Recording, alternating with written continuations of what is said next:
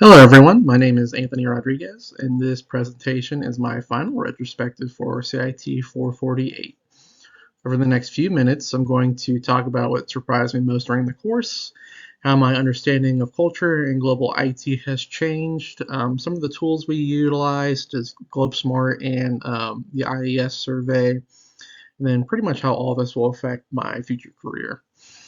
We'll also go into reflecting on travel a little bit, my own cultural identity, and what I would do differently if I could take the course again. One of the biggest takeaways for me was recognizing how deeply culture influences everyday decision making.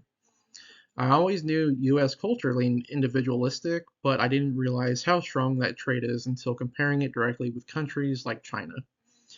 In the US, we often prioritize personal achievement, efficiency, and direct communication.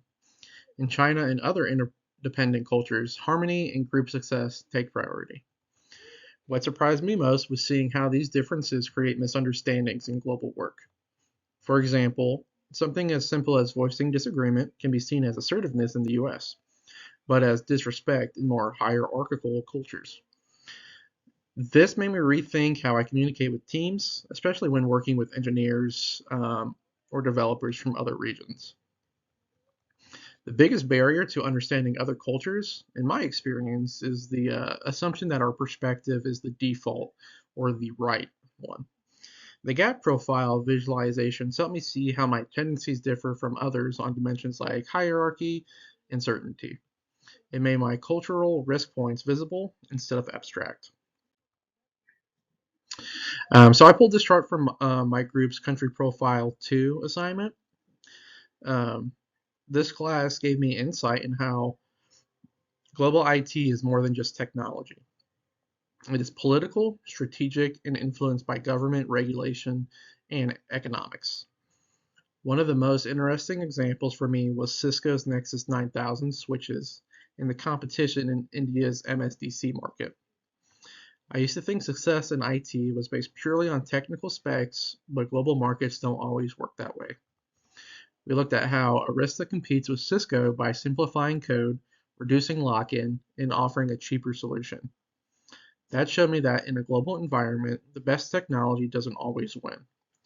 What often wins is what fits the customer's culture expectations, cost sensitivity, ease of support, trust, and relationship building. This changed my perception of global IT because I realized that cultural competency isn't optional. It directly affects product adoption. If we ignore cultural factors like risk tolerance or hierarchical decision making, even strong technology can fail internationally. This was one of the biggest mindset shifts I had during the course. Um, Tool feedback and the high stakes market. So the gap profiles were the most effective tool because they provided quantifiable data that directly predicted conflict points in our project. Um, from a technical standpoint, the most interesting insight, kind of how I already hit on, was the competitive challenge facing Cisco's Nexus 9000. The market needs to avoid the vendor lock-in, and its preference for simplicity is forcing Cisco to adapt its approach, and which is a classic strategic conflict in global IT. More about the tools, the IES survey, Globe Smart, and country profiles, in addition to those gap assessments. Each one helped me reflect on how I interact in a multicultural environment. The IES survey gave me a baseline of where I stand. My biggest improvement was in self-awareness, which increased by 4 points. This matters because awareness is what helps bridge cultural gaps. When I recognize my default communication approach, I can then adapt it intentionally.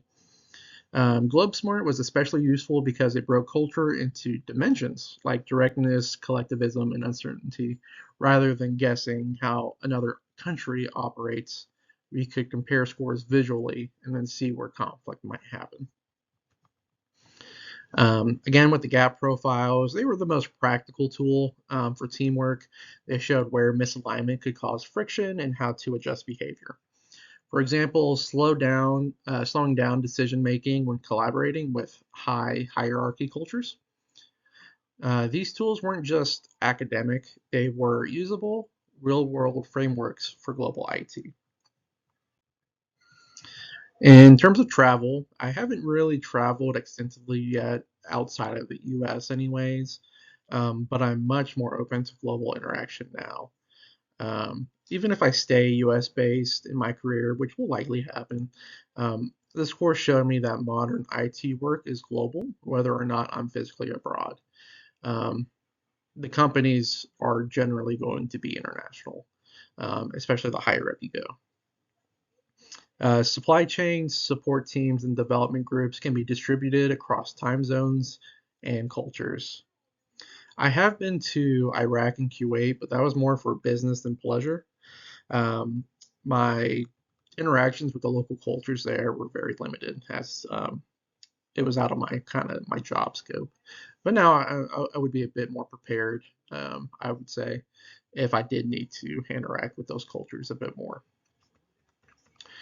Another change is how I view communication. In the US, direct communication is expected and sometimes valued more than relationship building. However, in cultures that prioritize harmony, task first can feel disrespectful.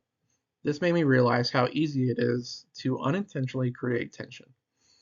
Because my self awareness score increased the most, I think that skill will help me adjust communication depending on the audience. If I compare my mindset at the start of the course to now, I feel I am much more conscious of cultural signals and more prepared to collaborate globally. Travel feels less intimidating now because I understand the differences are expected, not obstacles.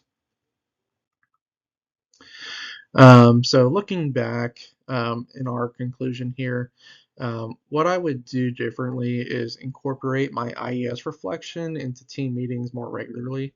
Instead of analyzing culture after tasks, I would use those insights to guide communication and decision making during the collaboration period. Um, my three biggest takeaways: self awareness is a powerful skill. It helps prevent misunderstandings and improves teamwork. Security and global IT are influenced heavily by politics and regulation, not just the technical design of the product. And then finally, simplicity wins globally. Features matter, but usability and trust matter more. If I were to facilitate this course myself, I would include more live case studies or international guest speakers to really bring the intercultural aspect home. Hearing firsthand experiences from people working in global IT would make cultural concepts even more vivid, in my opinion. This class did change how I see IT work. It's really not just technology, it's people, culture, and communication. So, given that, I do now feel better prepared for a future where collaboration across borders is normal. And cultural competence is a professional skill, not just a personal one. And that was the end of my reflection. So, thank you all very much for your time. I hope you all do the best in your studies and best of luck. Thank you.